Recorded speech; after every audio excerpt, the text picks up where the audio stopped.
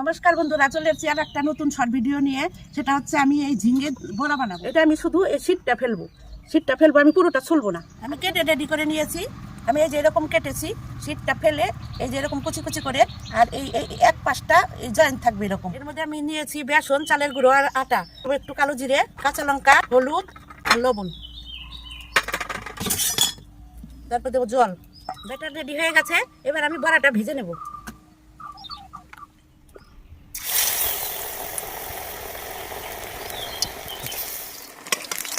হয়ে গেছে বড়া ভাজা, এখন আমি তুলে নিচ্ছি।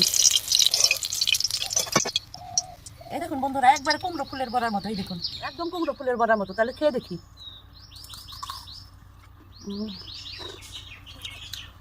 দারুণ দারুণ দারুণ লাগছে। আপনারা এরকম বানিয়ে খেয়ে দেখবেন, আর ভালো লাগলে কমেন্টে জানাবেন। ভিডিওটা ভালো লাগলে লাইক, শেয়ার, সাবস্ক্রাইব করবেন। বাই।